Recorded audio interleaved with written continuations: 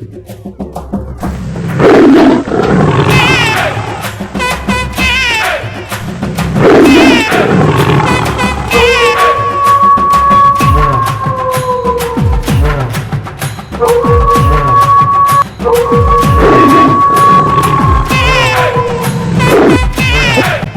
বাঘ মামা, হয়ে গেছিলা তুমি? তোমার সাথে অনেক দিন দেখা হয়নি, কোথায় গেছিলে এদিকে? আর বলিস না ভাগ্নে, অনেক দিন থেকে পশুর মাংস খাওয়া হয়নি তো, তাই এদিক ওদিক ছুটে বেড়াচ্ছি।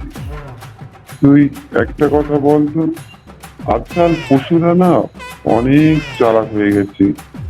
যেমন শিকার করতে যাচ্ছি, তারা আগেই পালিয়ে যাচ্ছে। তুই একটু আমাকে বলতো, এমন কোন পশু আছে যার বুদ্ধি কম আছে, একদম যেন তাড়াতাড়ি আমরা তাকে শিকার করতে পারি? বলতো ভাগ্নে।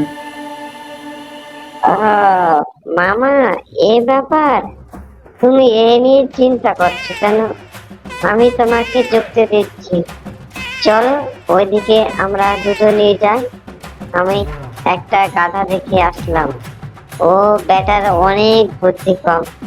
দেখ, আমরা দুজনেই তাকে শিকার করে নেব একদম তাড়াতাড়ি। ঠিক বলেছিস ভাগ্নে, তাহলে চল এক্ষুনি, আর দেরি না করে। এরপর শিয়াল আর বাঘ তখন তারা দুজন মিলে সেই শিকারের সন্ধানে যেতে থাকলো। কিছুক্ষণ যাওয়ার পরে সে একটি গাধাকে দেখতে পেল, আর অমনি অ্যাটাক করলো দুজন।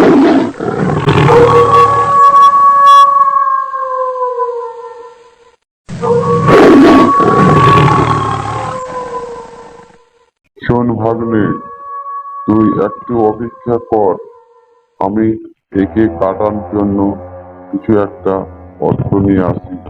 বুঝলে ভাগ্নে, একদম ভালোভাবে দেখে রাখিস, কেমন? ঠিক আছে মামা, তুমি যেতে পারো, তুমি একদম চিন্তা করবে